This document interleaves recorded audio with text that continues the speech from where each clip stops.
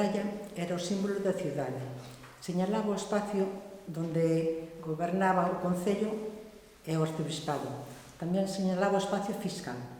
As portas abríanse para vender a mercancías, cobraban os impostos para vender as mercancías e cerrábanse de noite para evitar que os lobos entraran.